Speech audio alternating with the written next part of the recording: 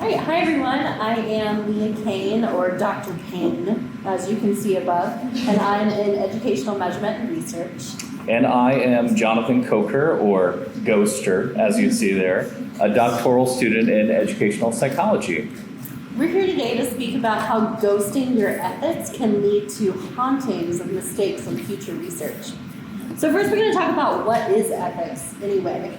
We define ethics as really every single choice that researchers make over the course of their research. Every single choice affects not only what we're doing in our study, but also in the larger field itself.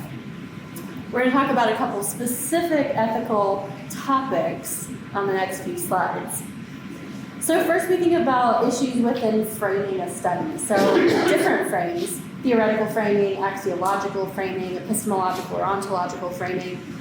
How might these pieces interact in a way that sets you up for success when it comes to your ethical decision making, or maybe sometimes not success? This also leads to thinking about study design, which also impacts those ethical considerations. Do ethical conundrums differ in monomethod qualitative or quantitative work? Are these ethical considerations found in mixed methods work? How does our choice of method and methodology impact participants or respondents? And then how do we even choose who those participants or respondents are? How do we ensure that we're not asking too much of them? We must consider through all research methods if we're overtaxing our participants. And especially for those of us who do mixed or multi-method research, we have to consider the inconvenience of repeated participation. We also have to consider how our own identities impact our work. After all, as the researcher, regardless of my method, I decide what to study, who to sample, what kind of data to collect, which analytical techniques to use, everything. Each researcher must decide whether or not they believe they can account for, embrace, or work with their bias. Then comes the question of our responsibilities to our participants.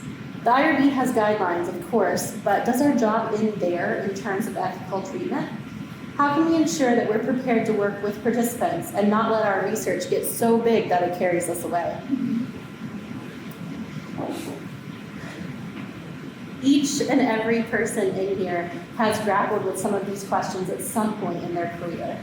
And for many of us, training around ethics seems to typically be focused only on the IRB and what they define articles to be. But what happens when we come up against a situation that IRB training has not prepared us for?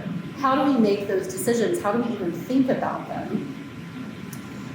So we call for transparency in our writing. Let other researchers learn from you and the decisions that you made along the way. From the new graduate student to the full professor, we all make mistakes, and we all grapple with difficult issues from time to time in our research. Sharing these means that others can learn from our experience and not be haunted by that lack of knowledge.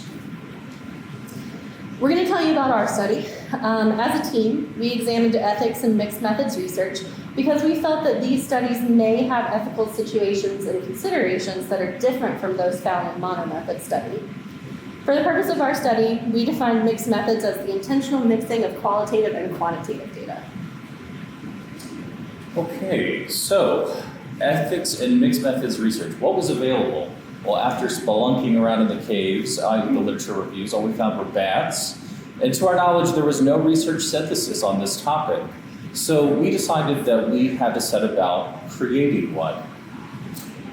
When it came to thinking about creating one, we felt like we were dealing with a giant, undefined ball like Slimer here, because it was like, how do you even narrow this topic? So we focused on current mixed methods research, so limited to the past 5 years. We only used articles that said mixed methods in their title or abstract, and even still, that meant hundreds and hundreds of articles were left.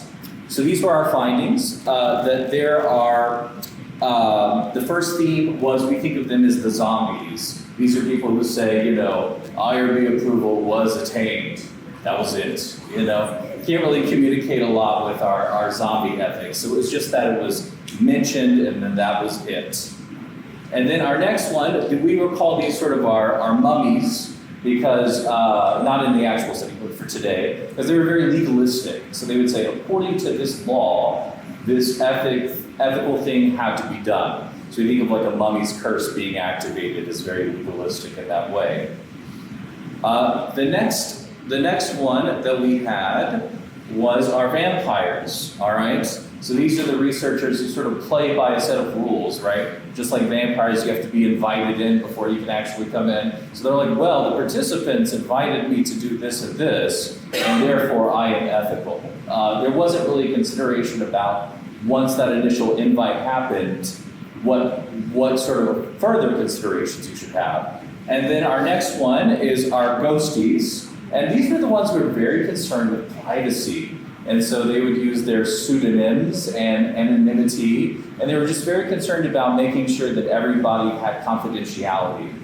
And then our next finding after that was our mad scientist. These are the ones who did either ethics by data quality or ethics by theory. And so ethics by data quality is being concerned with the depth of the data, very sciencey, we sort of thought. And then also a theory. They sort of have this like mad scientist theory. The theory says I have to do this, therefore I must do this. There are multiple participants, therefore I have to do it this way. The last one is our social justice-minded ethics, hence our Buffy the Vampire Slayer. These were ones who were really out there trying to take ethics into consideration from beginning to end. And they really were reflective, especially with the more vulnerable populations, like one study referenced homelessness in particular, and wanted to make sure that their research practices weren't abusing them. And then finally we have here, what's the big takeaway? We ultimately hope that this study cleared away some of the cobwebs off of ethics research and mixed methods, so we can have more transparency. And that was sort of our big takeaway, that we have more transparency so that not only it will help us about our study, but it will also inform future mixed methods research as well. And so to be truly mixed methods that were really drawing on the strengths of both quantitative and qualitative